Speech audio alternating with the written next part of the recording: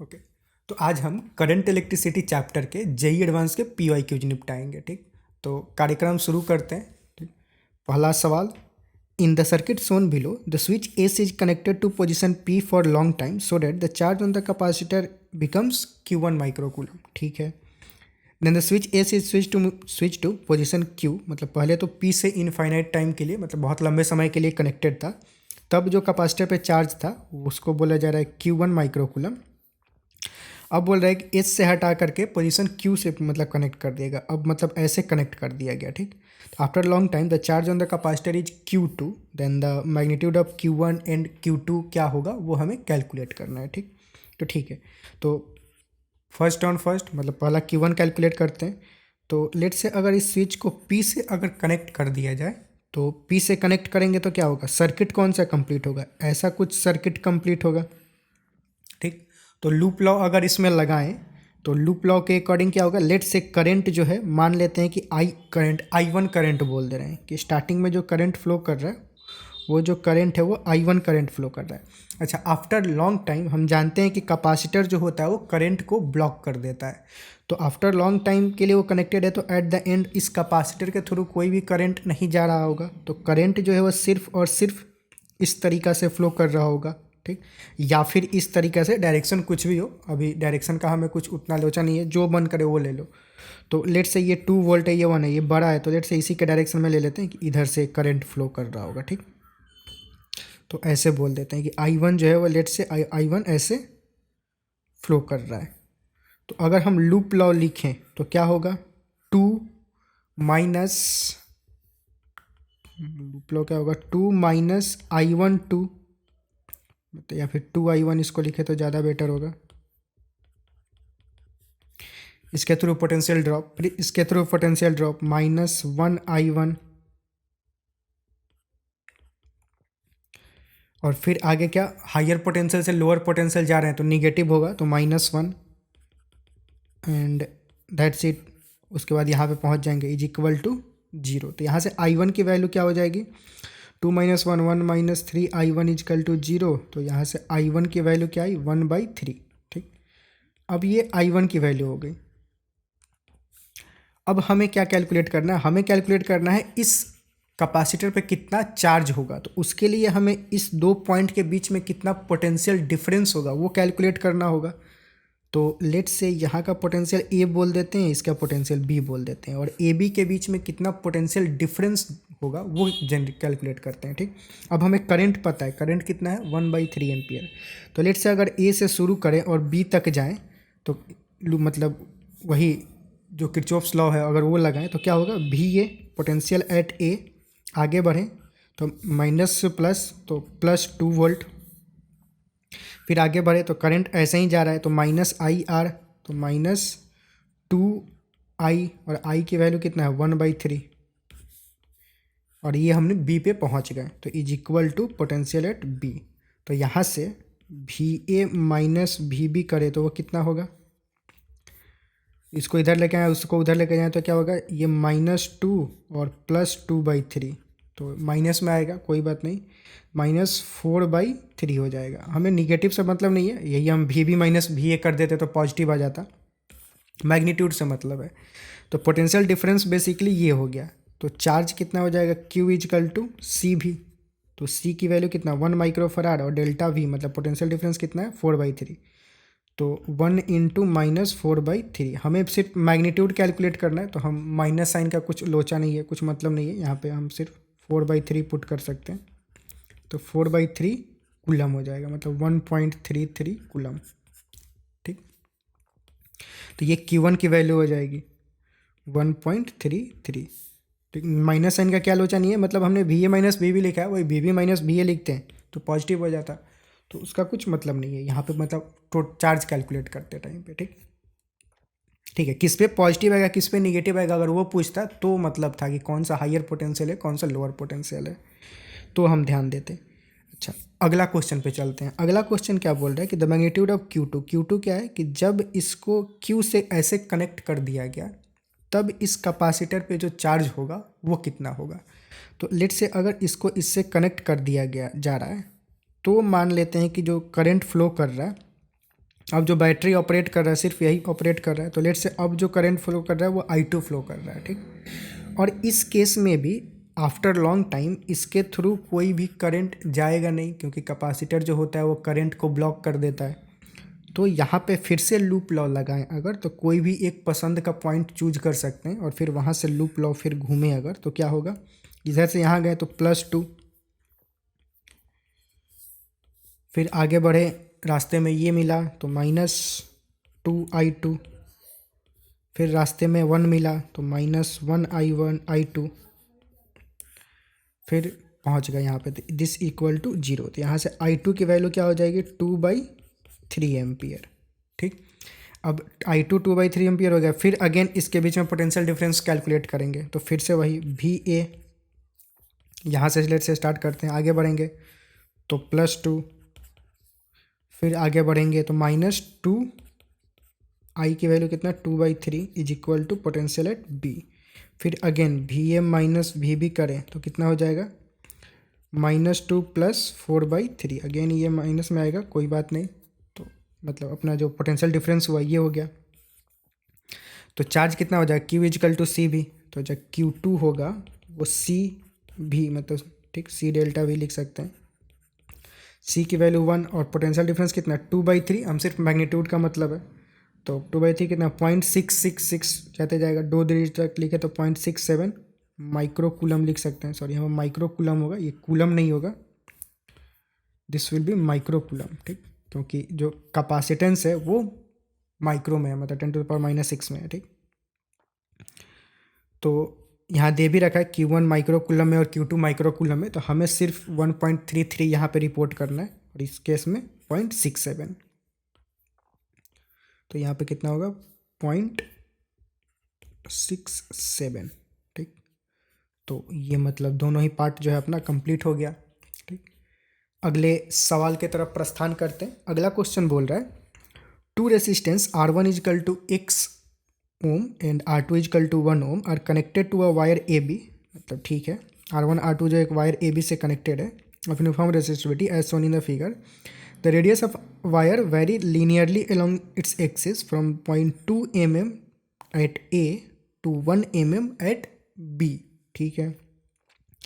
A galvanometer G is connected to the center of the wire at 50 cm from each axis as shown in the photo. When A and B are connected to the battery, the value of X will be क्या होगा?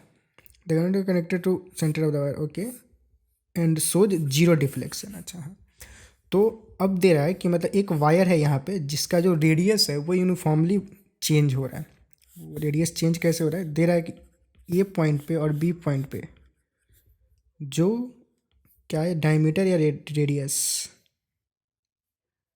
The radius of the wire, अच्छा radius जो है ए point पे RA कितना है 0.2 mm और B point पे रेडियस एट B कितना है 1 mm, ठीक। अब दे रखा है कि ये रेडियस जो है ग्रेजुअली चेंज हो रहा है, इंक्रीज हो रहा है, ठीक। और एक हम मतलब गैल्वेनोमीटर ऐसे कनेक्ट कर रहे हैं, ठीक, ऐसे मतलब, ठीक। तो बेसिकली ये गैल्वेनोमीटर है जो 0 डिफ्लेक्शन शो कर रहा है। 0 डिफ्लेक्शन शो कर रहा है यानी कि क्या बनाएगा, ये व्हीटस्टोन ब्रिज बनाएगा। This resistance divided by this resistance is equal to this resistance divided by this resistance, ठीक। R1 और R2 की वैल्यू दे रखी है, नहीं R1 की वैल्यू नहीं दे रखा है, R2 की वैल्यू दे रखी है और इसके बारे में इंफॉर्मेशन दे रखा है। तो हमें R1 की वैल्यू कैलकुलेट करनी है। तो पहले तो ये जो रेसिस्टेंस दोनों है वो रेसिस्टेंस कितना है वो हमें कैलकुलेट करना पड़ेगा, ठीक। तो वो कैसे करें, यहाँ पे जो रेडियस जो है मतलब चेंज हो रहा है, तो कैलकुलेट इसको कैसे कर सकते हैं टोटल रेसिस्टेंस। तो इसके लिए क्या इंटीग्रेशन से फिर जाना पड़ेगा। तो इंटीग्रेशन से कैसे जा सकते हैं कि लेट्स से अगर हम x डिस्टेंस पे जाएं और dx थिकनेस का एक मतलब क्रॉस सेक्शन लें, ठीक, स्ट्रिप लें, तो उसका पहले तो उसका रेडियस क्या होगा, यहाँ पे जो रेडियस होगा वो रेडियस क्या होगा, लेट्स से उस रेडियस को मैं r बोल दे रहा हूँ। तो उस रेडियस की वैल्यू क्या होगी, तो उसको हम ऐसे लिख सकते हैं कि r divided by X is equal to, तो r by X is equal to total यहाँ का radius divided by total length. तो सॉरी, इसको ऐसे देखते हैं, ये ऐसे नहीं होगा, मतलब बेसिकली हो क्या रहा है कि रेडियस ऐसे चेंज हो रहा है। यहाँ पे जो है कितना है 0.2 और यहाँ पे कितना है 1। तो ये पूरा का पूरा 0.2 है और यहाँ पे पूरा का पूरा ये 1 है। में है सब कुछ, ठीक है। तो अगर हम कोई बीच में पॉइंट लें, मतलब इसको ग्राफ प्लॉट करके करते हैं, वो ज़्यादा समझ में आएगा। सिंपल सी चीज़ है, जिसको पता होगा मतलब बहुत आसान है, जिसको नहीं पता होगा ऐसे कैसे करते हैं वो सीख लेते हैं। लेट से यहाँ पे जो रेडियस की वैल्यू है 0.2 और यहाँ पे जो रेडियस की वैल्यू है 1, हमें किसी x डिस्टेंस पे रेडियस की वैल्यू कैलकुलेट करनी है। तो लेट से x डिस्टेंस पे जाके रेडियस की वैल्यू क्या होगी वो हम r मान लेते हैं। तो उसके लिए क्या करते हैं, एक इक्वेशन ऑफ स्ट्रेट लाइन मतलब लिखते हैं यहाँ पे। तो स्लोप बेसिकली जो होगा, अगर हम दिस बाई दिस करें या फिर दिस डिवाइडेड बाई दिस करें, वो दोनों बराबर होगा। तो दिस लेंथ कितना हो गया, अगर देखा जाए तो ये टोटल r है, ये 0.2 है। तो r minus 0.2 divided by x divided by this length is equal to ये टोटल लेंथ। ये टोटल लेंथ कितना है 1, और 1 में से ये घटाएं तो कितना 1 minus 0.2 divided by total length. Total length कितना होगा 100। वायर का जो टोटल लेंथ है वो कितना 100 सेंटीमीटर है। तभी दे रखा है कि बीच में 50 सेंटीमीटर पे मतलब मिड पॉइंट पे किया गया और वो 50 सेंटीमीटर पे है, यानी कि वो मिड पॉइंट पे है। तो मतलब टोटल जो लेंथ होगा वो कितना 100 होगा। तो यहाँ से r की वैल्यू क्या हो जाएगी, ये देखा जाए तो 0.8/100 इंटू एक्स प्लस 0.2। तो ये कितना हुआ, अगर नीचे करें तो 8 इंटू 10⁻³ x प्लस 0.2, ये रेडियस की वैल्यू हो गई।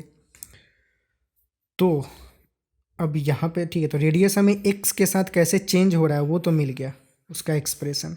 अब हम क्या करेंगे, अब हम x डिस्टेंस पे जाके अगर ये dx थिकनेस का स्ट्रिप लिए हुए हैं तो उसका रेसिस्टेंस कितना होगा वो लेट से लिखते हैं। तो रेसिस्टेंस का फॉर्मूला क्या होता है, R is equal to rho L by A. तो यहाँ पे जो छोटा सा रेसिस्टेंस होगा लेट से उसको dr बोल रहे हैं, तो रो एल को क्या dx हो जाएगा, मतलब लेंथ क्या है यहाँ पे, सॉरी dr हो जाएगा, क्योंकि r डिस्टेंस x डिस्टेंस पे जाके dx हमने लिया है, तो जो लेंथ हुआ वो dx हो गया। ठीक है, यहाँ पे हमने dx ही ले रखा है।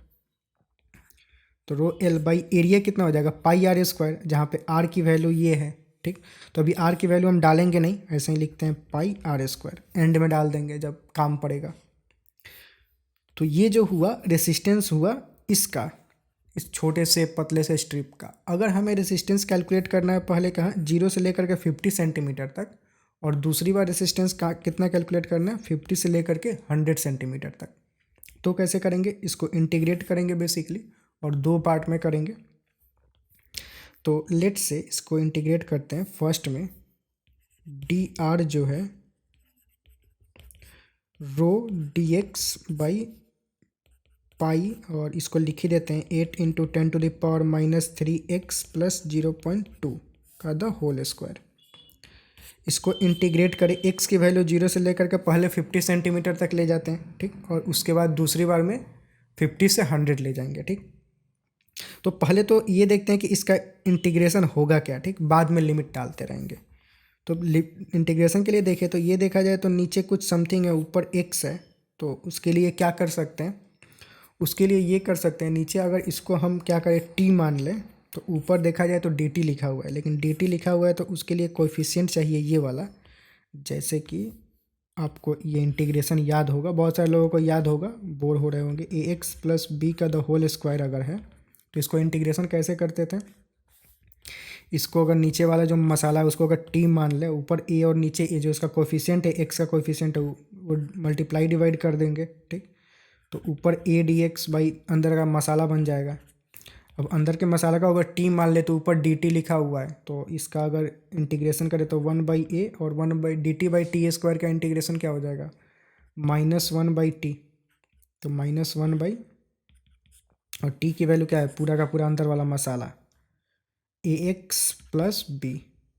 ठीक, तो इसका इंटीग्रेशन ये हो जाता था। तो बस ये जो इंटीग्रेशन आया यही मतलब इसका भी होगा, तो ये सेम ही फॉर्मेट है। तो जो इसका इंटीग्रेशन होगा लेट से वो लिख देते हैं डायरेक्ट। तो रो बाई पाई जो है वो तो कांस्टेंट है, बाहर आ जाएगा।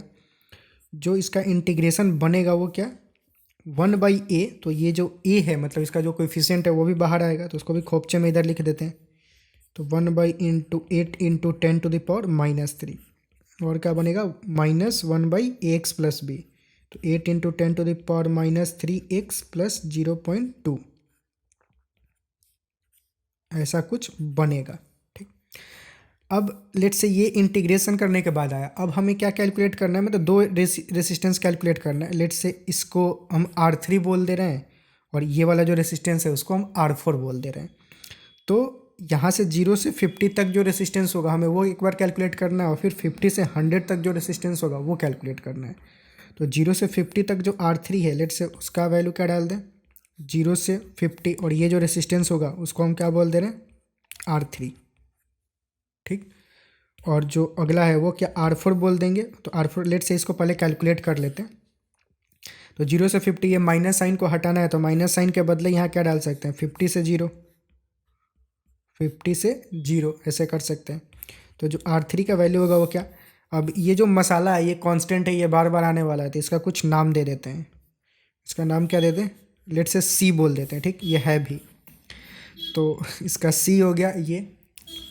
और ये क्या हो जाएगा, अगर यहाँ पे 0 पुट करें तो क्या होगा, ये ख़त्म हो जाएगा, तो 1/0.2 बचेगा, माइनस अगर 50 पुट करें तो क्या होगा, तो 50 × 8 कितना हो जाएगा, 200, 200 पर डबल जीरो से डबल जीरो जाएगा 10, तो 0.400, तो 0.4 बन जाएगा ये। ठीक, और 0.4 और प्लस 0.2, सॉरी, तो ये कितना बन जाएगा, 0.6 बन जाएगा। इसको अगर कैलकुलेट करें तो क्या होगा, R3 जो होगा C × 0.6, 3 - 1 2, तो 1/3, तो C × 10/3 बन जाएगा ये। ठीक, ये R3 हो गया। वैसे ही हमें R4 कैलकुलेट करना है, तो R4 के लिए क्या होगा, जो लिमिट होगा वो लिमिट चेंज होगा, तो C × 1/8 × 10⁻³ + 0.2, बस जो लिमिट होगा वो जो मतलब 0 से 50 हमने डाला था, तो अब क्या डालेंगे, 50 से 100 डालेंगे। अब फिर अगेन माइनस को हटाने के लिए पलट देंगे, तो 50 ऊपर चला जाएगा, 100 नीचे, मतलब 100 से 50 लिमिट कर देंगे। और फिर अगर पुट करें तो R4 की वैल्यू क्या हो जाएगी, इससे 50 डाले तो पर 0.4, 0.6 बन जाएगा, -1/100 डाले तो 0.8 + 1 बन जाएगा। तो इसका C कितना हो जाएगा, C × 0.6, 1 - 0.4, 2/3C, ये क्या हो गया, R4। ठीक, तो अब हमें R3 और R4 मिल गया। अब हमें क्या करेंगे, simple balanced Wheatstone bridge का कंडीशन लगा देंगे, R1/R3 = R2/R4। R1 की वैल्यू कैलकुलेट करनी है, R2 कितना है, 1। ठीक है, तो लेट से यहीं पे लिख देते हैं कि R1/R3 = R2/R4। R1 की वैल्यू 1, R1 की वैल्यू हमें कैलकुलेट करना है x से, और R2 की वैल्यू 1 है। R3 कितना है, 10C/3, तो 10C और 3 ऊपर चला जाएगा, और ये क्या है, 2C/3, तो 3 ऊपर चला जाएगा। अब कैमरा थोड़ा ऑन कर लेते हैं, ये रहा, C से C कैंसिल, 2 से ये 5 टाइम्स में, 3 से 3 कैंसिल, तो x की वैल्यू यहाँ से क्या आई, डायरेक्ट 5 ओम आ रहा है। ठीक, तो ये अपना मतलब जो अननोन रेसिस्टेंस है उसकी वैल्यू हो जाएगी, तो यहाँ पे जो x की वैल्यू होगी वो क्या, 5 ओम हो जाएगा। ठीक, तो यही मतलब कैलकुलेट करना था, तो सवाल यहाँ पे ये कंप्लीट हुआ। अगले सवाल की तरफ प्रस्थान करते हैं। अगला क्वेश्चन बोल रहा है, मतलब ये सवाल कंप्लीट हुआ, समझ में आया, थोड़ा सा लंबा था, लेंदी था, ये चीज़ें मतलब ठीक है, कैलकुलेट करने आना भी चाहिए, जेईई एडवांस है। ठीक, अगले सवाल पे आते हैं। अगला क्वेश्चन बोल रहा है, in the following circuit the current through the resistor R, मतलब इस is I ampere, then the value of I will be क्या होगा। ठीक है, तो बेसिकली हमें इस रेसिस्टेंस के थ्रू करंट कितना जा रहा है वो कैलकुलेट करना है। तो वो कैसे करें, तो बेसिकली अब इसके लिए हमें ये पहले तो इक्विवेलेंट, ये जो भी फोटो दे रखा है इस फोटो का इक्विवेलेंट रेसिस्टेंस कैलकुलेट करते हैं कि वो कितना होगा। तो उसके लिए क्या कर सकते हैं, अगर गौर से देखें तो क्या पता चलेगा, हमें पता चलेगा कि this resistance divided by this resistance is equal to this by this. तो ये बैलेंस्ड वेट स्टोन ब्रिज है एक तरह से देखा जाए तो। तो जो बीच वाला रेसिस्टेंस है उसको हम इग्नोर कर सकते हैं, तो लेट से उसको इग्नोर कर देते हैं, उसको वाइट कलर कर देते हैं, पूरा वाइट कलर कर देते हैं। तो ये रेसिस्टेंस बेसिकली यहाँ से गायब हो गया। तो अब ये रेसिस्टेंस क्या सीरीज में, तो 2+1 कितना हो गया 3, और ये भी सीरीज में। तो ये दोनों रेसिस्टेंस को गायब करके एक सिंगल रेसिस्टेंस हम कनेक्ट कर सकते हैं, कितने का, 3 ओम का, ठीक। और फिर ये जो दोनों रेसिस्टेंस है 2 ओम का, सॉरी इसको 2 ओम का और ये 4 ओम का था, तो उसको गायब करके क्या 2+4 सीरीज में था, तो 6 ओम का एक रेसिस्टेंस कनेक्ट कर सकते हैं। तो यहाँ पे एक 6 ओम का रेसिस्टेंस कनेक्ट कर ले रहे हैं। अब ये दोनों देखा जाए तो पैरेलल में है, पैरेलल में है तो इनका इक्विवेलेंट क्या हो जाएगा 3 × 6, 3 × 6/3 + 6, 18/9, 2 ओम। तो ये जो दोनों रेसिस्टेंस का इक्विवेलेंट है वो कितना हो गया 2 ओम का। तो बस, तो इन दोनों को हटा के एक 2 ओम का रेसिस्टेंस हम यहाँ पे कनेक्ट कर सकते हैं, तो हटा देते हैं इसको, मतलब इस पर चूना लगा रहा हूँ मैं, ठीक, तो वाइट कलर का। तो ऐसे 2 ओम। अब क्या हुआ, अब देखा जाए तो 2/6 और ये 4/12, तो ये कितना है 1/3, और ये भी कितना है 4/12, 1/3। फिर again balanced Wheatstone bridge बन रहा है, तो फिर इसको उड़ा दे सकते हैं, तो इसको चूना कर देते हैं, मतलब ये गायब। अब देखे तो क्या 2+4 6 और ये कितना 18, तो 6 और 18 का इक्विवेलेंट क्या हो जाएगा, अगेन पैरेलल में है, तो पैरेलल में 6 और 18 कितना हो जाएगा 6 × 18/6 + 18 24, तो ये 4 टाइम्स में, तो ये 9/2 बन जाएगा। यानी कि इन सब का इक्विवेलेंट जो है कितना 9/2, ठीक, मतलब 4.5 हो जाएगा, ठीक। तो ठीक है, मतलब एक सिंगल रेसिस्टेंस, अब इसको मतलब ठीक है चूना लगा के यहाँ मन की आंखों में मान लेते हैं कि एक सिंगल रेसिस्टेंस है 9/2 ओम का, और ये तो करंट कितना हो जाएगा, सिंपल V = IR। अब ये 9/2 जो है इसके साथ क्या है सीरीज में है, तो सीरीज में है तो कितना हो जाएगा 9/2 मतलब 4.2 + 2 6.2, तो करंट 9, मैं भी बोल बोल के कंफ्यूज हो जाता हूँ यहाँ पे। समझ में आया मतलब आपको क्या है, मतलब ये यहाँ पे 4.5 का एक सिंगल रेसिस्टेंस कनेक्टेड है, 4.5 और +2 6.5, और करंट कितना हो जाएगा I = V/R, तो 6.5/6.5, तो 1 एम्पियर। और जो करंट मतलब यहाँ से जाएगा वही करंट यहाँ से भी जाएगा, तो सेमी करंट होगा, तो इसके थ्रू करंट हमें कैलकुलेट करना है, तो वो कितना हो जाएगा 1 एम्पियर का। तो बस यही सवाल था, तो ये मतलब क्वेश्चन अपना कंप्लीट हुआ, ठीक। अगले सवाल की तरफ प्रस्थान करते हैं। अगला सवाल बोल रहा है कि 2 battery of different EMF and different internal resistance R connected as shown, the voltage across A B will be, क्या होगा, ठीक है।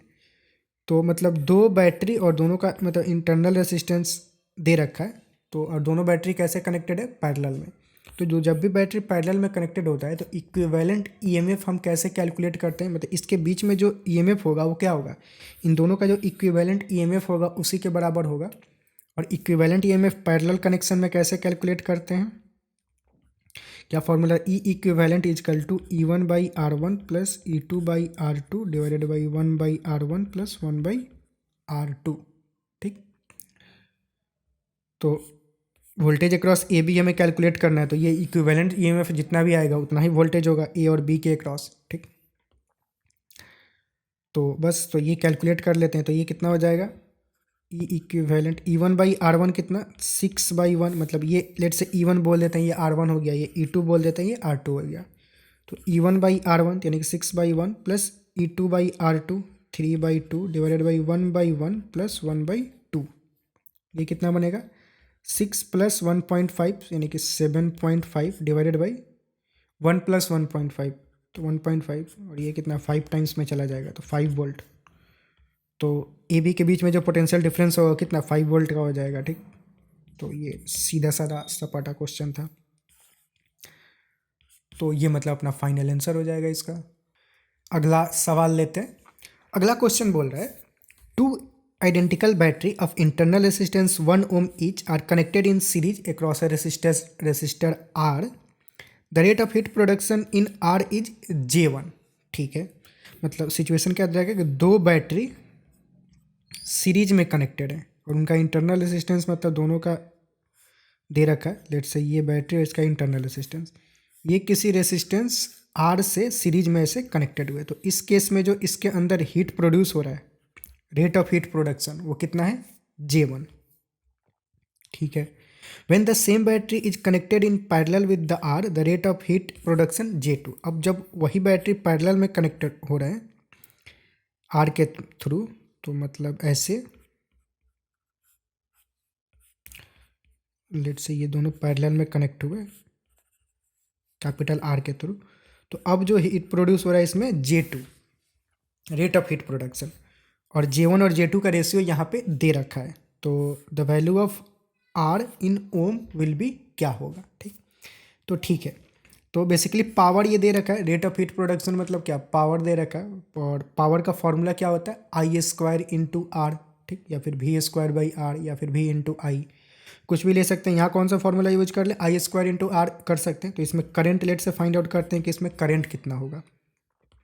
तो इस वाले केस में अगर करंट फाइंड आउट करना हो और दोनों आइडेंटिकल है, तो दोनों का जो पोटेंशियल डिफरेंस और इंटरनल रेसिस्टेंस है वो दोनों सेम होगा। इंटरनल रेसिस्टेंस तो 1 ओम है और पोटेंशियल नहीं दे रखा है, तो लेट से भी मान लेते हैं दोनों में। ठीक, ठीक है, तो ये चूंकि दोनों सीरीज में कनेक्टेड है, तो इसमें अक्रॉस आई जो होगा करंट की वैल्यू वो क्या हो जाएगी, जो इसके थ्रू आई जा रहा होगा आई। तो इसमें सिंपल अगर लूप लॉ अगर हम लगा दें तो उससे मिल जाएगा। तो लूप लॉ लगाएं अगर, तो क्या नेट पोटेंशियल कितना हो जाएगा 1+1, sorry V+V 2V। I is equal to direct इसमें V/R लिख सकते हैं। V कितना हो गया 2V और R कितना हो जाएगा 1+1 2 और ये R, तो 2+R, तो ये बन जाएगा I। तो जो J1 की वैल्यू है क्या हो जाएगा 2V/2+R, तो I² इंटू आर, ये I और इंटू आर, तो ये हो जाएगा J1 की वैल्यू। J2 अगर देखें तो J2 के लिए क्या, इन दोनों का पहले तो इक्विवेलेंट EMF कितना होगा। तो मतलब इस फोटो को अगर हम ऐसे कन्वर्ट कर दें एक सिंगल EMF और सिंगल रेसिस्टेंस में, जिसका रेसिस्टेंस लेट से R है, ये मतलब ये R है, तो इसका पहले तो EMF कितना हो जाएगा। तो इक्विवेलेंट EMF पैरेलल कॉम्बिनेशन में कैसे कैलकुलेट करते हैं, इक्विवेलेंट क्या E1/R1 प्लस E2/R2।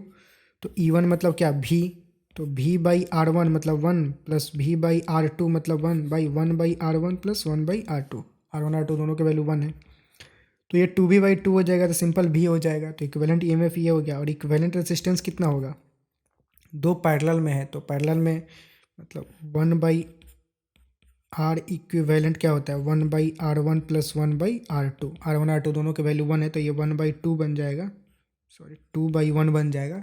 इसको पलटेंगे तो R इक्विवेलेंट 1/2 यानी कि 0.5 ओम बन जाएगा। ठीक, तो ये जो बैटरी है इसका इक्विवेलेंट मतलब बैटरी है उसका इक्विवेलेंट EMF V हो जाएगा और इक्विवेलेंट रेसिस्टेंस 0.5 हो जाएगा। ये रेसिस्टेंस जो है R हो गया। तो इस केस में करंट कितना होगा, I कितना होगा, I2 बोल देता है, I is equal to V/R plus 0.5, मतलब सिंपल V/R। तो V/R कितना R प्लस 0.5, तो जो J2 है वो कितना हो जाएगा V/R प्लस 0.5 का स्क्वायर इंटू R भी I² इंटू आर, तो I ये हो गया इंटू R। अब J1 और J2 में रिलेशन क्या दे रखा है, J1 is equal to 2.25 of J2, तो वो लिखते हैं अब।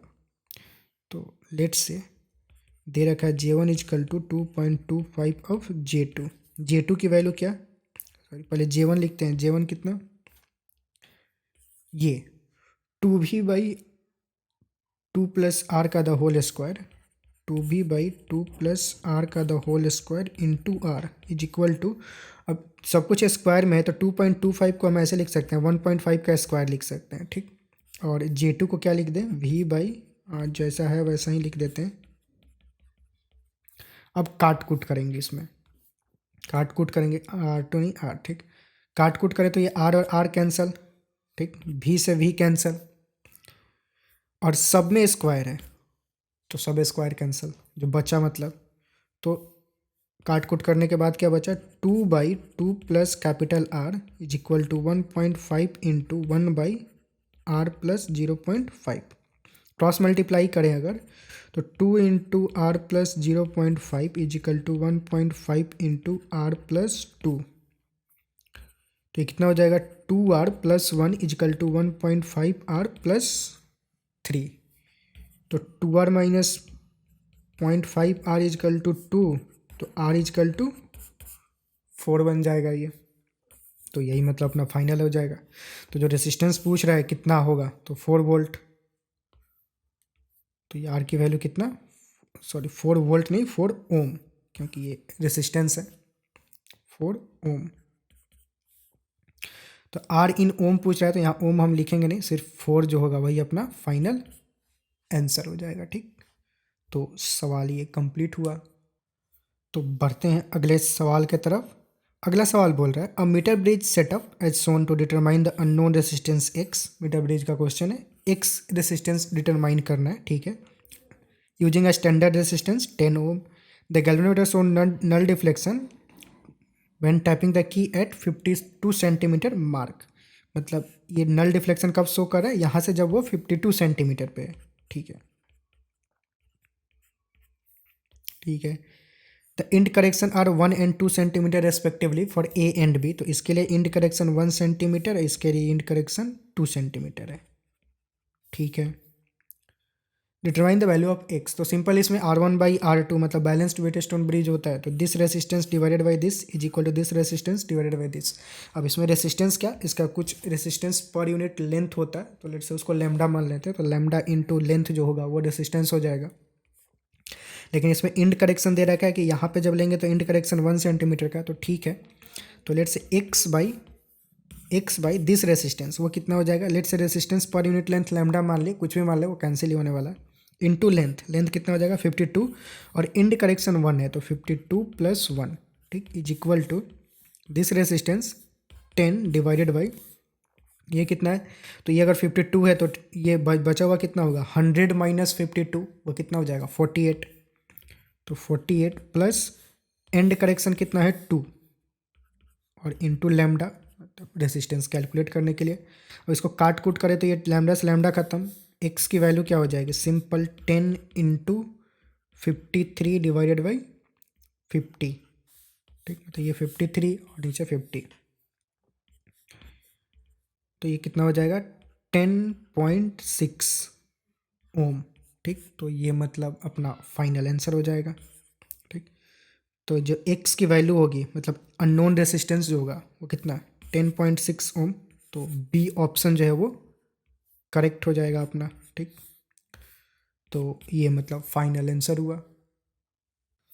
अगला सवाल लेते हैं।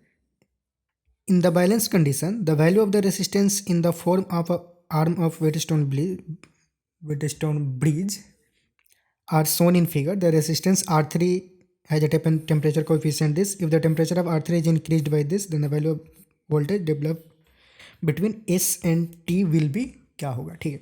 तो यहाँ पे कुछ रेसिस्टेंस दे रखा है, उसका वैल्यू दे रखा है, और ये क्या है बैलेंस्ड कंडीशन है, दिख भी रहा है कि मतलब अगर चेक किया जाए अगर लेट से, तो 60/300 इजिकल टू 100/500 होना चाहिए, 1/5, और ये भी 1/5 है, ठीक। तो 1 मतलब बैलेंस्ड कंडीशन है, ठीक। तो ठीक है, अब बोल रहा है लेकिन कि अगर R3 का टेम्परेचर जो है अगर 100 डिग्री सेल्सियस से बढ़ा दिया जाए तो इसके बीच में टेम्परेचर, इसके बीच में पोटेंशियल डिफरेंस कितना होगा, S और T के बीच में पोटेंशियल डिफरेंस कितना डेवलप होगा वो हमें कैलकुलेट करना है, ठीक। ठीक है, तो पहले तो कैलकुलेट करते हैं कि R3 का अगर मतलब टेम्परेचर 100 डिग्री से बढ़ा दिया जाए तो उसका फाइनल टेम्परेचर क्या होगा, फाइनल रेसिस्टेंस क्या होगा। तो जो R3 है फाइनल रेसिस्टेंस क्या हो जाएगा, R3 मतलब टेम्परेचर के साथ क्या, R3 R0 into 1 plus alpha delta T, ये फॉर्मूला होता है। R0 की वैल्यू कितना है 300, मतलब इसका इनिशियल टेम्परेचर कितना है 300, और अल्फ़ा कितना है 1 plus 4 into 10 to the power -4, और into delta T 100 degree Celsius, तो वो कितना हो जाएगा 300, 1 प्लस 4 इंटू 10⁻⁻² बन जाएगा। तो 300 1 प्लस 0.04, तो 1.04, तो 300 इंटू 1.04, तो ये कितना बनेगा 10312 ओम बन जाएगा। ठीक, तो जो रेसिस्टेंस हुआ वो 312, तो मतलब फाइनल रेसिस्टेंस इसका ये हुआ। ठीक है, अब इसके बीच में एस और टी के बीच में पोटेंशियल डिफरेंस कितना होगा वो हमें कैलकुलेट करना है।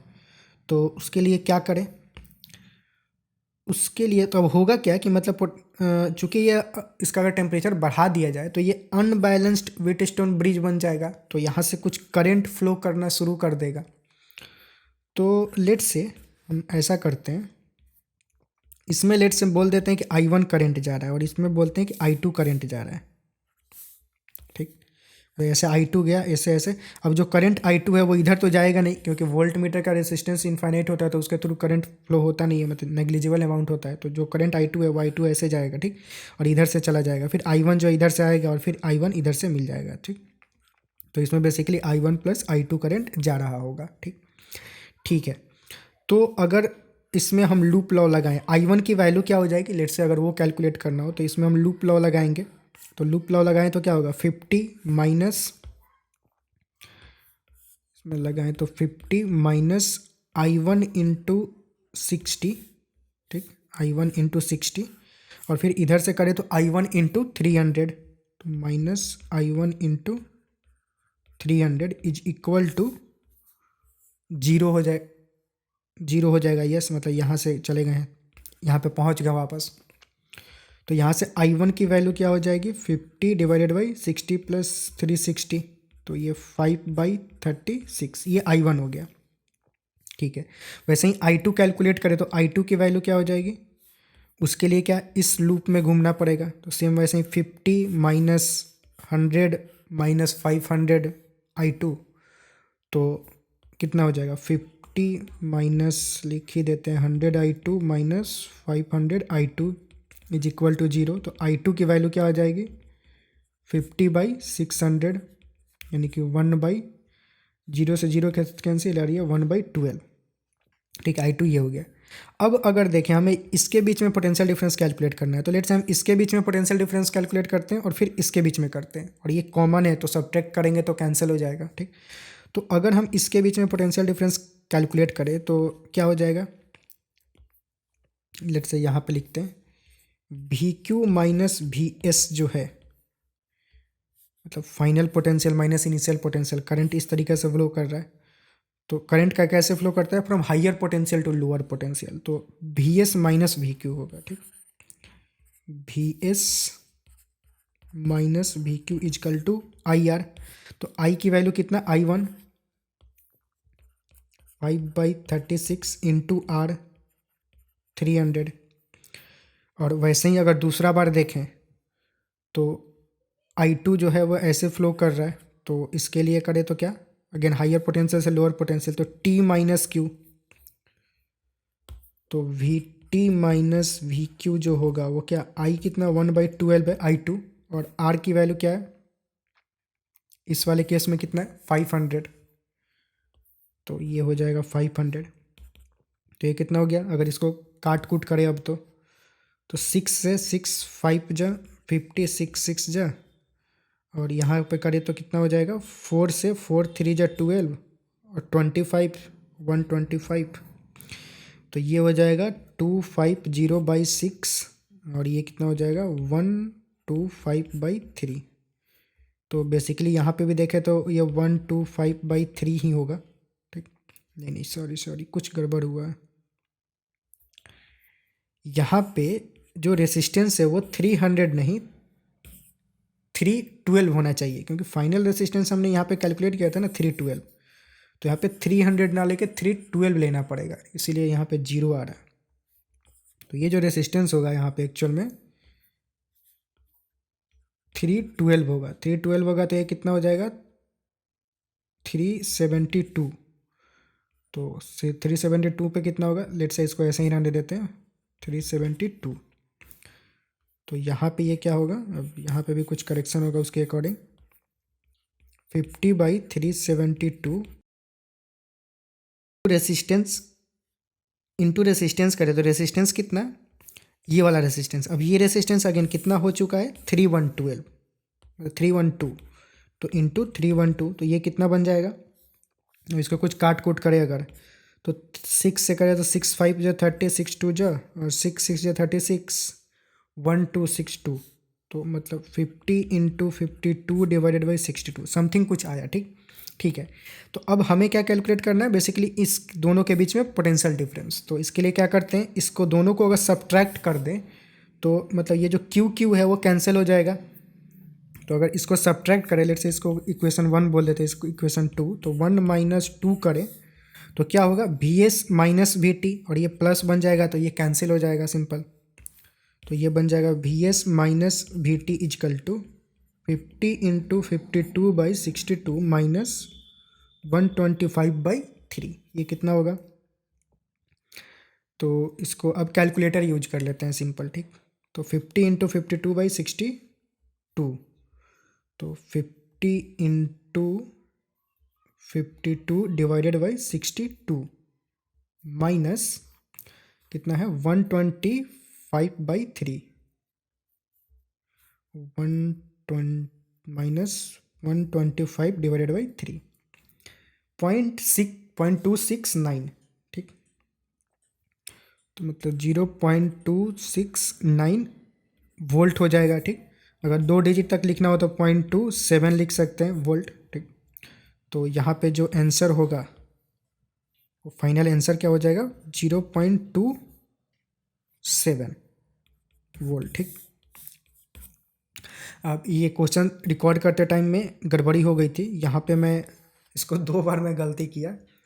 एक बार तो यहाँ पे मैंने 312 को 300 लेके सॉल्व कर लिया, फिर दूसरी बार जब सॉल्व किया तो यहाँ पे 300 ले लिया। तो 300 जो रेसिस्टेंस है वो 312 लेना है दूसरी बार जब सॉल्व कर रहे हैं तो, और मैं 300 लेके 2 बार सॉल्व किया। तो बीच में कभी आपने ब्रेक अगर देखा हो थोड़ा सा तो उसी की वजह से, तो ठीक है गलतियाँ होती है। तो वो मैंने बेसिकली जो गलती हुआ उसको काट के सही करेक्ट करके फिर से रिकॉर्ड करके डाल रहे हैं।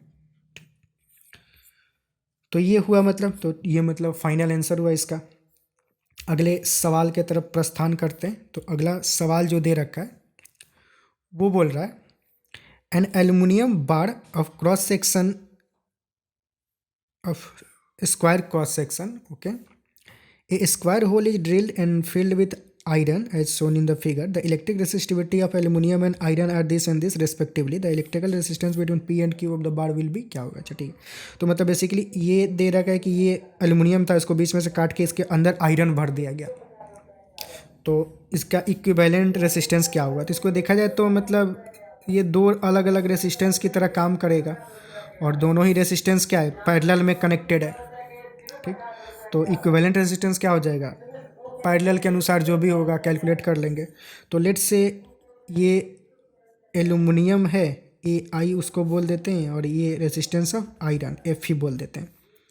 तो रेजिस्टेंस ऑफ एल्युमिनियम क्या हो जाएगा, तो रेजिस्टेंस क्या होता है, R = ρL/A। तो रो ऑफ एल्युमिनियम लेंथ दे रखा है, नहीं दे रखा है, तो लेट्स से क्या दे रखा है कुछ P&Q aluminium bar filled with iron.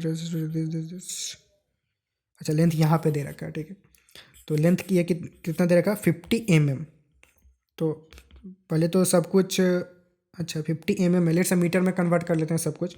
तो mm को क्या 10⁻³ करेंगे तो मीटर में कन्वर्ट हो जाएगा। तो ρL/A एरिया कितना होगा एल्युमिनियम का, तो देखा जाए तो उसमें से ये छोटू सा काट लिया गया। तो 7 का स्क्वायर - 2 का स्क्वायर तो कितना 49 - 4 45 हो गया 45। लेकिन ये mm में दे रखा है, तो जब मीटर में कन्वर्ट करेंगे तो 10⁻⁻6 हो जाएगा ये। ठीक, और रेसिस्टिविटी ऑफ एल्युमिनियम कितना दे रखा है 2.7 × 10⁻, तो इसको भी हम यहाँ लिख ही देते हैं। ठीक, तो इसको काट के 2.7 × 10⁻⁻8।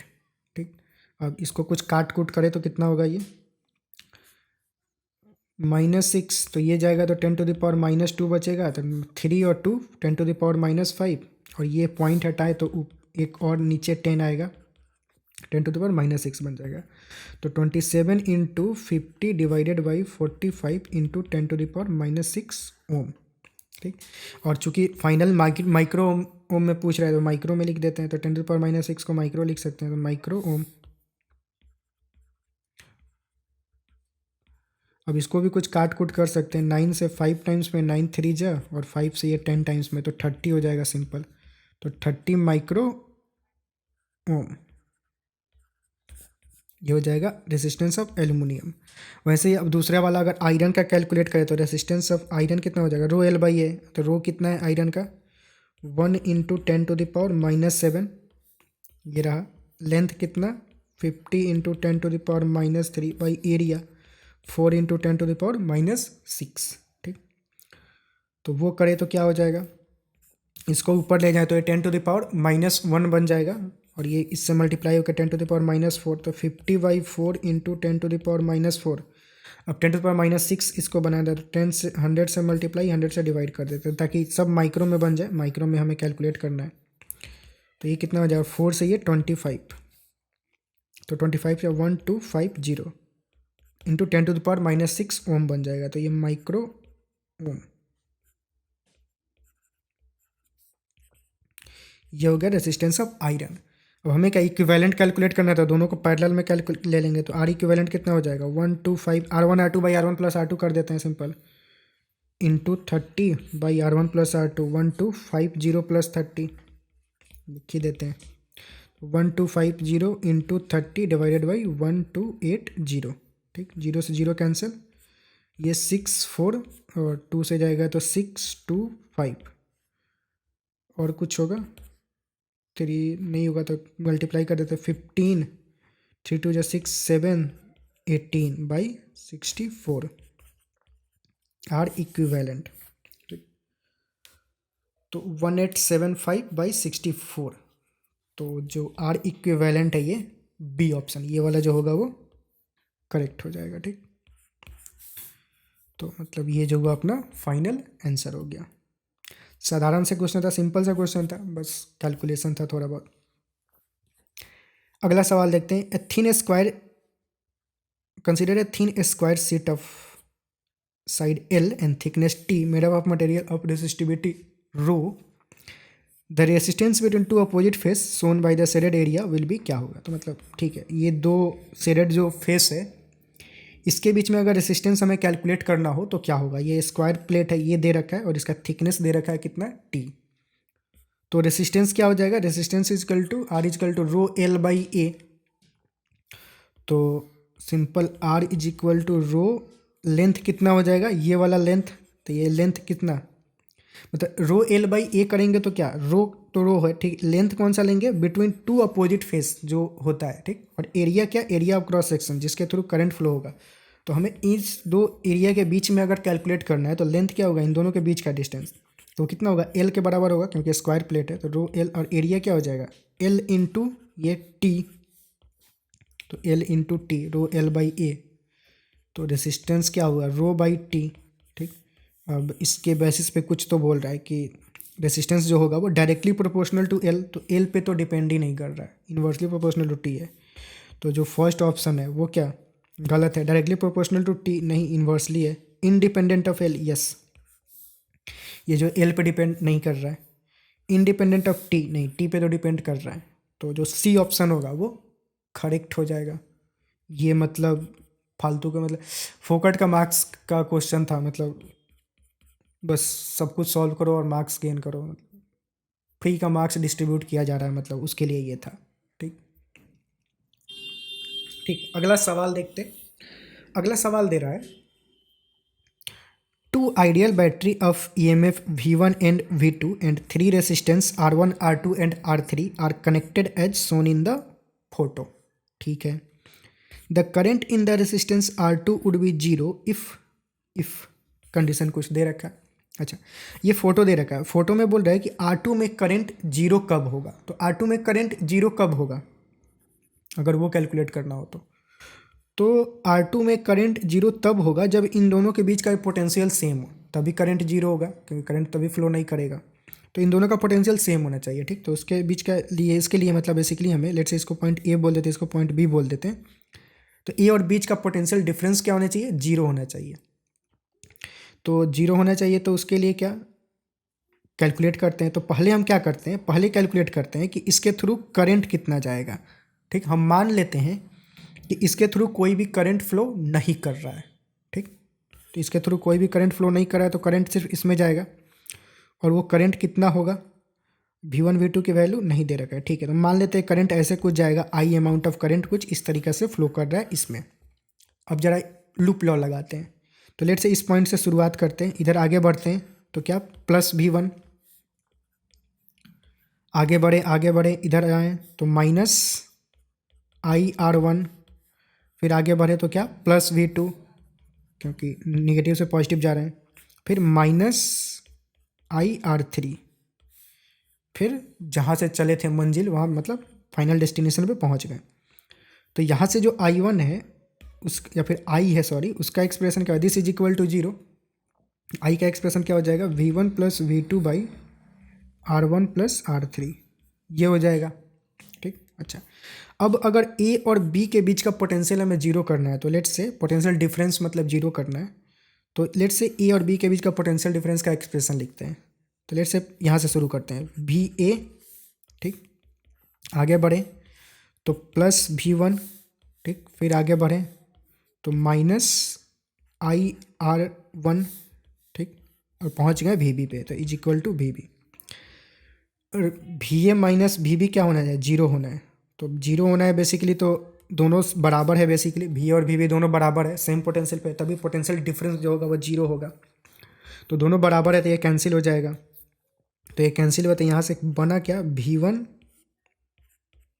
इज इक्वल टू IR1 बना, और I का एक्सप्रेशन क्या, ये वाला तो डाल देते हैं। तो यहाँ से V1 is equal to V1 plus V2 by R1 plus R3 into R1, ये बना। तो अगर पोटेंशियल जीरो होना, पोटेंशियल डिफरेंस जीरो होना है, या फिर इसमें करंट फ्लो नहीं करना है, तो ये कंडीशन सेटिस्फाई होना चाहिए, तभी जा कर के जो पोटेंशियल मतलब इसमें करंट होगा जीरो होगा, और तभी जा कर के पोटेंशियल इन दोनों का सेम होगा। दोनों बात सेम ही है कि इन दोनों का पोटेंशियल सेम हो, या फिर इसमें करंट फ्लो ना करे, क्योंकि पोटेंशियल सेम होगा तो पोटेंशियल डिफरेंस जीरो हो जाएगा, पोटेंशियल डिफरेंस जीरो हो गया तो करंट फ्लो नहीं करेगा। तो हमें जो ऑप्शन दे रखा है ये चेक करना है कि ये कंडीशन सेटिस्फाई हो रहा है कि नहीं, ठीक। तो बारी बारी से सबको चेक करते हैं। तो लेट से ए ऑप्शन में क्या दे रखा है कि V1 is equal to V2, ऐसा लेते हैं, V1 is equal to V2 और R1 R2 R3 तीनों बराबर है, ठीक है। तो चलिए चेक करते हैं हो रहा है नहीं। तो V1 is equal to V2 है, तो लेट से V1 और V2 जो है V1 के बराबर है, तो 2V1 हो जाएगा ऊपर, और ये दोनों बराबर है तो 2R1 लिख सकते हैं into R1, R1 cancel, V1 cancel, 2 cancel, 1 is equal to 1, satisfy कर रहा है मतलब सही है। तो ए ऑप्शन जो है वो करेक्ट होगा, ये हो सकता है, ठीक। दूसरा ऑप्शन चेक करें कि V1 V2 के बराबर है और R1 R3 के बराबर है, लेकिन 2R2, तो इसमें भी देखा जाए तो इसमें R2 तो आ ही नहीं रहा है, ठीक। तो ये तो पहले वाला ही कंडीशन होगा, V1 V2 और R1 R3, तो ये कंडीशन सेटिस्फाई हो रहा है, हमें R2 से तो मतलब ही नहीं है। तो ऊपर वाला ही कंडीशन है हमारे लिए, मतलब V1 V2 और R1 R3 के लिए ऊपर वाला ही कंडीशन है, और वही सिर्फ वेरिएबल है, इसमें R2 का तो कुछ मतलब ही नहीं है। तो ऑब्वियस है कि बी ऑप्शन भी क्या होगा, सेटिस्फाई करेगा। अगला देखें तो V1 इजकल टू 2V2, ये चेक करते हैं सी वाला। V1 क्या है 2V2, तो V1 के बदले 2V2 डाल दें, और यहाँ पे V1 के बदले 2V2 डाले तो ये कितना हो जाएगा 3V2 डिवाइडेड बाई, और क्या है R1 is equal to 2R1 is equal to R3, तो मतलब R3 को हम क्या लिख सकते हैं 2R1 लिख देते हैं। R3 को 2R1 लिखे तो ये 3R1 और ये R1, इसको करें तो R1 cancel, 3 cancel, V2 cancel, 2 is equal to 1 आ रहा है, यानी कि सेटिस्फाई नहीं कर रहा है, यानी कि ये गलत है। तो सी ऑप्शन क्या हो जाएगा, गलत हो जाएगा, तो वो नहीं होगा। अगला ऑप्शन चेक करें अगर, तो ये कह रहा है V2 इजकल टू 2V1, ठीक है डाल देते हैं। ये लेट से डी ऑप्शन यहाँ पे चेक करते हैं, V2 इजकल टू 2V1, तो V1 इजकल टू 2V2 को अगर 2V1 डाले तो ये 3V1 डिवाइडेड बाई R3 को 2R1 लिख सकते हैं, तो R3 को 2R1 लिखे तो 3R1 इंटू R1, तो R1 cancel, 3 cancel, V1 cancel, तो 1 इज इक्वल टू 1, यानी कि ये भी सेटिस्फाई कर रहा है, यानी कि डी ऑप्शन भी क्या है, करेक्ट है। तो डी ऑप्शन सही हो जाएगा। तो इस वाले केस में ए, बी और डी ऑप्शन जो है वो क्या करेक्ट होगा। ठीक है, तो मतलब यही था, तो फाइनल आंसर हो जाएगा ये, और क्या। ठीक, अगला सवाल देखते हैं। अगला सवाल क्या बोल रहा है। अगला सवाल बाबा आदम जमाना का है, मतलब जेईई एडवांस के बहुत 1979 में आ रखा था। उस समय हम क्या, हमारी पता नहीं क्या क्या, बहुत नहीं, मम्मी पापा तो हो ही गए होंगे, हम तो पैदा नहीं हुए थे, ना ही आप हुए होंगे। ठीक, जैसे हमारी आपकी एज में कोई ज़्यादा डिफरेंस है नहीं, मतलब 6-7 साल होगा कम से कम। ठीक है, सवाल को और करते हैं। सवाल क्या दे रखा है कि ए और बी का potential effective resistance, potential difference नहीं, ए और बी के बीच में इफेक्टिव रेसिस्टेंस हमें कैलकुलेट करना है, कितना होगा। ठीक है, तो दिख रहा है सीधे, ये दोनों सीरीज में है, तो सीरीज में है तो मतलब 3 3 6, और ये पैरेलल में जा रहा है, तो 6 और 6 का पैरेलल करें तो हाफ हो जाएगा, 6 × 6/6 + 6 तो 36/12 हो जाएगा, तो 3, तो मतलब हाफ हो जाता है। दो इक्वल रेसिस्टेंस अगर पैरेलल में कनेक्टेड हो तो इक्विवेलेंट क्या होता है, हाफ हो जाता है उसका। ठीक, तो 3 3 6 और 6 पैरेलल में मिल के 3 बन जाएगा, फिर वो 3 इस 3 के साथ जाएगा तो 6 हो जाएगा, फिर ये पैरेलल में जाएगा तो 6 और 6 पैरेलल में 3 बन जाएगा, फिर 3 और 3 6, फिर 6 पैरेलल के साथ 3 बन जाएगा, फिर वो 3 और 3 6, और फिर वो 6 जो है इस पैरेलल के साथ 6 इसके साथ, नहीं, ये 3 3 6 और यहाँ पे भी 3 है, तो अब गड़बड़ हो गया। तो अब बेसिकली यहाँ पे एक 6 है और यहाँ पे एक 3 है, ए और बी के बीच में, तो इनका इक्विवेलेंट क्या हो जाएगा, R1 + R2, तो 6 × 3/6 + 3 9, तो 3 और ये 2, तो 2 ओम जो होगा मतलब ए और बी के बीच का फाइनल हो जाएगा। तो इनके बीच में पूछ रहा है तो बस वही 2 ओम हो जाएगा। तो मतलब ये सवाल जो है वो फाइनल हुआ, यही क्वेश्चन पूछ रहा था मतलब। अगला सवाल देखते हैं। तो अगला सवाल दे रखा है, find out the value of current through 2 ohm resistance for given circuit. अच्छा, मतलब इसके थ्रू करंट कितना जाएगा वो हमें फाइंड आउट करना है। ठीक है, तो कैसे करें, अच्छा अगर देखा जाए तो इसके थ्रू, मतलब इस रेसिस्टेंस के थ्रू, सॉरी कैमरा ऑफ हुआ। ओके, तो अगर देखा जाए तो इस रेसिस्टेंस के थ्रू पोटेंशियल डिफरेंस कितना है, ये देखा जाए तो इस दो पॉइंट के बीच में पोटेंशियल डिफरेंस कितना है, 10 वोल्ट का। तो इसके थ्रू पोटेंशियल डिफरेंस कितना होगा, 10 वोल्ट का ही। तो इसके थ्रू करंट कितना होगा, I = क्या, V/R। तो इसके थ्रू करंट कितना जाएगा, V/R मतलब 10/5, मतलब 2 एम्पियर का करंट जा रहा होगा। तो इधर 2 एम्पियर का करंट इसमें फ्लो कर रहा होगा। ठीक, वैसे ही अगर इस वाले को देखा जाए तो इस वाले को देखें अगर, तो इसके अक्रॉस पोटेंशियल डिफरेंस कितना है, ये रहा 20 वोल्ट, तो इसके अक्रॉस भी ये 20 वोल्ट होगा। तो इसके अक्रॉस फिर करंट कितना जाएगा, I = V/R, तो 20/10 यानी कि 2 एम्पियर, यानी कि इसके थ्रू भी करंट ऐसे ही फ्लो कर रहा होगा, कितना, 2 एम्पियर का। तो इसके थ्रू भी करंट जो है 2 एम्पियर का, इसके थ्रू भी करंट जो है 2 एम्पियर का, कोई भी डिफरेंस है नहीं, तो इसमें करंट कुछ जाएगा ही नहीं। कुछ ज़्यादा कम होते तो मतलब जो बचा हुआ करंट है वो इधर से चला जाता, वो 2 एम्पियर इधर निकल जाएगा, 2 एम्पियर इधर निकल जाएगा, कुछ भी पोटेंशियल डिफरेंस नहीं। तो इसके थ्रू जो करंट, मतलब कुछ भी एक्स्ट्रा करंट है ही नहीं, तो जो भी इसके थ्रू करंट कुछ जाएगा ही नहीं, तो इसके थ्रू करंट क्या हो जाएगा, 0। ठीक, क्योंकि कोई भी करंट उधर जा ही नहीं रहा है, तो जो ए ऑप्शन होगा वो करेक्ट हो जाएगा। ठीक है, अगला सवाल लेते हैं। अगला क्वेश्चन बोल रहा है, an infinitely line charge of uniform electric charge density lambda lie along the axis of an electrical conducting infinite cylinder cell of radius R। ठीक है, at time t = 0 the space inside the cylinder is filled with a material of resistivity of permittivity epsilon and electrical conductivity sigma. ठीक है, the electrical conduction in the material follow Ohm's law. Which of the following graph best describe the subsequent variation of the magnitude of current density at any point in the material?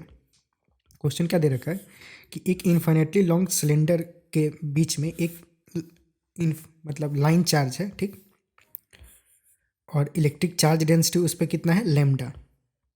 तो एक line charge है, उस पर charge per unit length lambda दे रखा है। अब बोल रहा है कि इसके और इस सिलेंडर के बीच का जो मटेरियल है उसको एक, मतलब सिलेंडर के बीच का जो डिस्टेंस है उसको एक मटेरियल से फिल कर दिया गया, जिस मटेरियल का परमिटिविटी पी है और जो कंडक्टिविटी है वो सिग्मा है।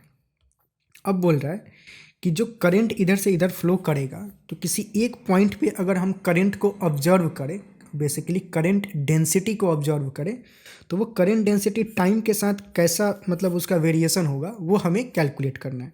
तो बेसिकली लेट्स से इसका टॉप सेक्शन अगर मैं ड्रॉ करूँ तो वो कुछ ऐसा बोल रहा है, यहीं पे लेट्स से ड्रॉ करते हैं कि लेट्स से यहाँ पे मतलब बीच में कोई, इसको सेमी कलर रखते हैं, लेट्स से येलो से बाहर वाला ड्रॉ करते हैं, सर्कल हो जा भाई, ठीक। और बीच में एक लाइन चार्ज ले लेते हैं। अब लेट से कुछ डिस्टेंस आर पे हमें यहाँ पे मतलब करंट क्या होगा, यहाँ पे चार्ज है और यहाँ पे कोई चार्ज नहीं, तो करंट जो होगा इस तरह से रेडियली फ्लो करेगा, ठीक। मतलब करंट बेसिकली चार्ज फ्लो करेगा तो करंट फ्लो करेगा। हमें करंट डेंसिटी जो है किसी एक पॉइंट पे कैसे टाइम के साथ कैसे वेरी करेगा वो कैलकुलेट करना है, ठीक।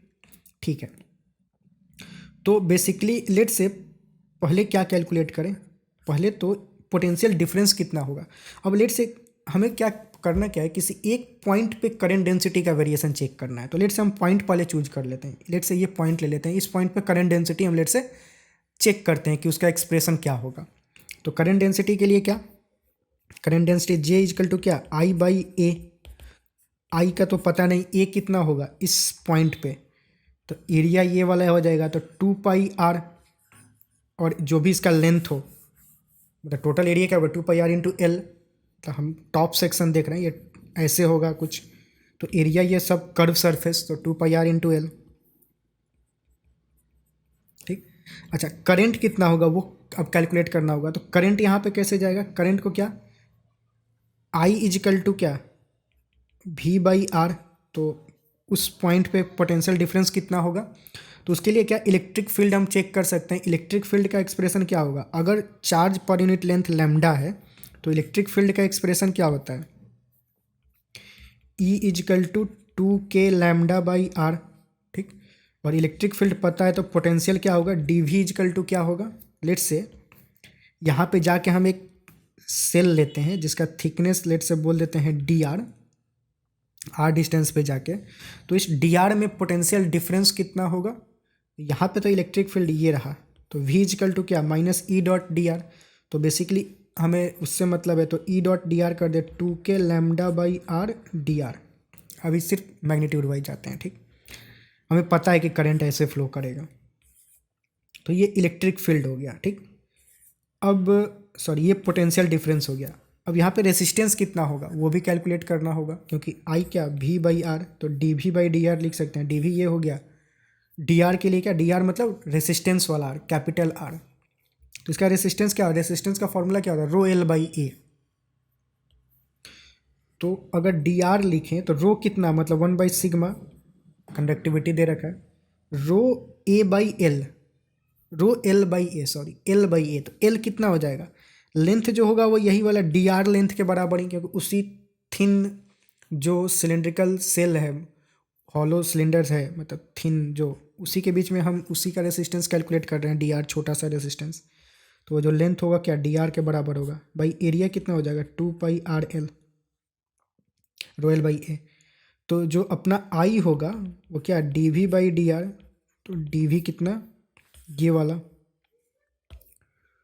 2 k lambda D R by R, और डी आर कितना, डी आर मतलब डी कैपिटल आर कितना, रेसिस्टेंस वाला ये डिस्टेंस है, बाकी सब ऊपर सिग्मा 2 पाई आर एल, ये सब ऊपर चला जाएगा, ठीक। तो यहाँ से कट्टम कुट्टम होगा कुछ, तो आर से ये R cancel, d R cancel, ठीक। ठीक है, और इलेक्ट्रिक फील्ड में यहाँ पे जैसे कि हमने जो लिखा के, यहाँ पे एक्चुअल में के क्या 1/4 पाई एप्सिलॉन नॉट होता है, तो यहाँ पे 1/4 पाई एप्सिलॉन आएगा, ठीक। नॉट एप्सिलॉन नॉट, क्योंकि एप्सिलॉन नॉट फ्री स्पेस में होता है, यहाँ पे परमिटिविटी क्या है, एप्सिलॉन दे रखा है, तो इस के को हम क्या लिख सकते हैं, 1/4πε, ठीक। तो इस के को हम क्या लिख सकते हैं, आई इजिकल टू क्या, 2, पहले थोड़ा सुधार के लिख लेते हैं, थोड़ा साफ लिख लेते हैं, फिर मेकअप करेंगे। तो नीचे कुछ है नहीं, ऊपर क्या है, 2 और 2 4 पाई के लैम्डा एल, यही है 4 पाई के लैम्डा एल सिग्मा भी है। के को क्या लिख सकते हैं, 1/4πε, ठीक। 4 पाई कैंसिल, थोड़ा कटा फटा, lambda L sigma by epsilon, ये हो गया करंट। करंट को इसमें डाल दें तो करंट डेंसिटी मिल जाएगा। और करंट कैसे होगा, करंट देखा जाए तो ये किस पे डिपेंड कर रहा है, लैम्डा पे डिपेंड कर रहा है। हमें क्या कैलकुलेट करना है, जैसे करंट डेंसिटी टाइम के साथ कैसे वेरी कर रहा है, मतलब ये जो जे है टाइम के साथ कैसे वेरी कर रहा है, तो बेसिकली करंट टाइम के साथ कैसे वेरी कर रहा है वो कैलकुलेट करना है। तो क्या, तो करंट को हम क्या लिख सकते हैं, इस आई को हम क्या लिख सकते हैं, पहले तो करंट डेंसिटी लिख देते हैं। जे इजकल टू क्या हो जाएगा, आई की वैल्यू क्या, lambda L sigma by epsilon, और नीचे क्या है यहाँ पे 2πr/L, तो ये वाला, ठीक। तो यहाँ पे कुछ पहले काट कूट करके इसको सिंप्लीफाई करें तो यहाँ पे क्या होगा, एल एल कैंसिल होगा और बस यही बच जाएगा, sigma by 2πr/ε into lambda, ये रहा जे।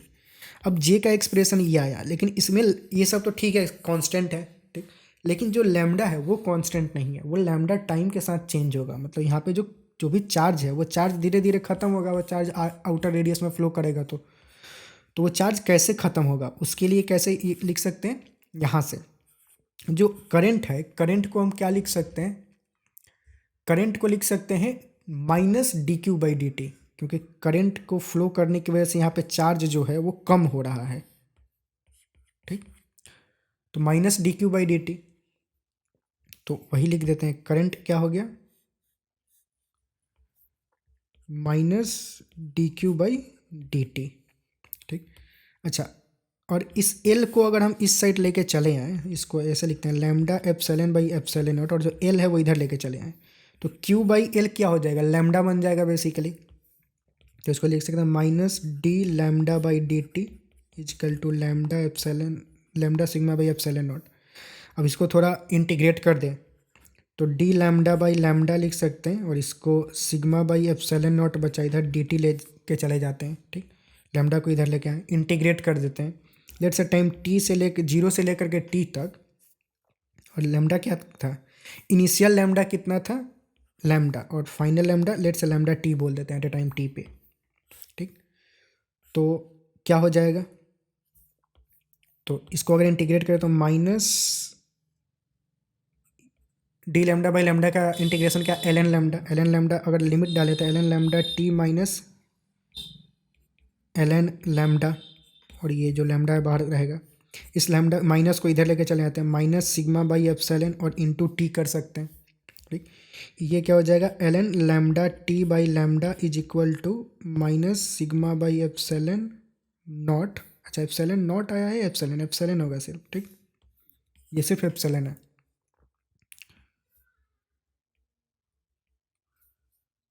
एप्सिलॉन नॉट नहीं होगा, इंटू टी।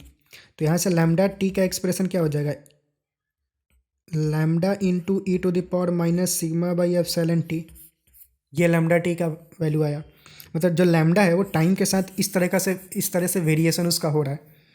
तो जो यहाँ पे हम करेंट डेंसिटी में ये हमारा जो लैम्डा आया है वो टाइम डिपेंडेंट है, वो टाइम पे डिपेंडेंट है, तो उस लैम्डा एक्चुअल में यहाँ पे लैम्डा टी होगा, ठीक।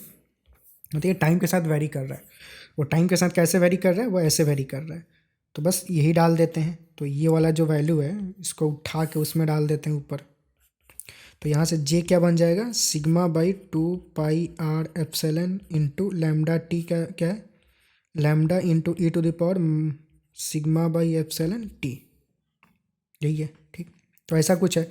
अब ये सब ठीक है, भारी भरकम कुछ आ रहा है इसमें, ये सब देखा जाए मसाला तो ये सब कांस्टेंट है। अब यहाँ पे ये जो लैम्डा है वो कौन सा लैम्डा है, वो लैम्डा है इनिशियली जो लैम्डा था, ठीक ठीक।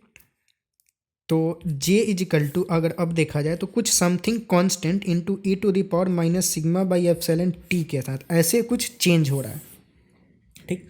तो t इजिकल टू 0 पे देखा जाए तो कुछ ये वैल्यू होगा और ये एक्सपोनेंशियली डीके कर रहा है क्योंकि माइनस साइन यहाँ पे आया हुआ है, ठीक। तो एक्सपोनेंशियली डीके करेगा तो कौन सा, और एक्सपोनेंशियली डीके करेगा तो और t इजिकल टू इन्फिनिटी पे क्या हो जाएगा, 0 हो जाएगा, ठीक। मतलब बहुत समय के बाद। तो ऐसा नहीं कुछ ये कांस्टेंट वैल्यू अचीव करेगा, t इजिकल टू इन्फिनिटी पे 0 हो जाएगा। तो जो ये ऑप्शन है करेक्ट होगा। तो जो फर्स्ट ऑप्शन है ये अपना फाइनल आंसर हो जाएगा, ठीक। तो बस यही रहा, थोड़ा सा मुश्किल था, ठीक। मतलब तो ठीक है, कुछ कुछ क्वेश्चंस आते हैं जेईई एडवांस में। तो ठीक है, सारे क्वेश्चंस कंप्लीट हुआ इस चैप्टर में, इतना ही। आई होप की चीज़ें समझ में आई होंगी। पढ़ाई करते रहें, मस्त रहें, ठीक। फालतू की बातें ना सोचें। एट द एंड हेल्थ पे ज़रूर ध्यान दें। हेल्थ मतलब मेंटल और फिजिकल दोनों ही। मेंटल हेल्थ पे कैसे ध्यान दे सकते हैं कि मतलब फालतू की चीज़ें ना सोचें इधर उधर की, जस्ट पढ़ाई करते रहें। अभी बेस्ट वही कर सकते हैं, इधर उधर कुछ करने से कुछ फ़ायदा है नहीं, ठीक। जो भी हो रहा है करें। इसका पीडीएफ जितने भी वीडियोज होते हैं उनका पीडीएफ भी नीचे दिया होता है, तो उसको भी आप डाउनलोड करके एज ए रेफरेंस देख सकते हो, खुद से क्रॉस चेक करने का। ये सारा सोल्यूशन जो है वो उसमें लिखा होता है, ठीक। तो ठीक है, मिलते हैं अगले चैप्टर में, ठीक। तब तक के लिए क्या आप पढ़ाई करते रहें।